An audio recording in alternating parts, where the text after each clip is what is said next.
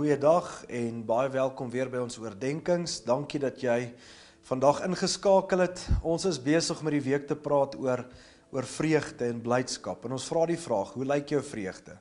Is daar dalk iets wat jou vreugde steel? En ons evalueer onsself die week en ons vra onsself die vraag af, hoe lyk dit? En leef ek daarin? Is ek 'n blymoedige mens? Of is daar dalk goed in my lewe wat my vreugde by my wil steel? En dan het ons vir mekaar natuurlik al ook hierdie week gesê dat ons vreugde lê nie in die goed wat die wêreld ons gee nie, maar in die feit dat daar soveel beloftes in die Bybel is en ons staan daarop. Nou kom ons lees vandag se gedeelte saam in Johannes 14 vers 12. Ek verseker julle, wie aanhou glo in my, sal ook die werke doen wat ek doen. Hy sal selfs nog groter dinge as dit doen, omdat ek na die Vader toe op pad is.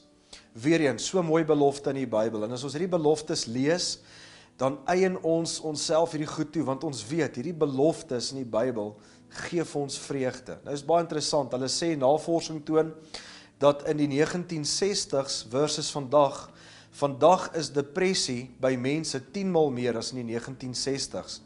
In die 1960s was die gemiddelde ouderdom waarmee mense gediagnoseer is met depressie 29,5 jaar.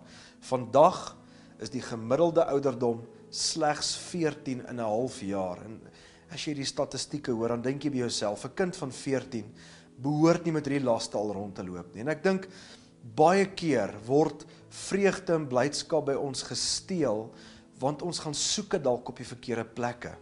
En ons moet ons vreugde en ons blydskap gaan soek in die woord, in God se beloftes vir ons, wat ja en amen en waar is vir ons wat glo. So vandag wil ek jou uitnooi, gaan dink so 'n bietjie oor jou vreugde, oor jou blydskap. Is jy 'n blymoedige mens? Is daar dalk goed wat jou vreugde by jou wil steel? En waar gaan soek jy vreugde? Waar gaan soek jy blydskap? Soek dit in die beloftes in die Bybel. Kom ons bid saam. Hemelse Vader, baie dankie vir u beloftes. Dankie vir die vars vreugde olie wat u oor ons koppe wil uitgiet. En dankie dat u ons wil gelukkig sien. En u wil hê hierdie geluk en hierdie vreugde moet oorspoel na 'n wêreld om ons. Dankie Here dat u met ons is en dat u ons hand styf vashou elke dag in elke seisoen.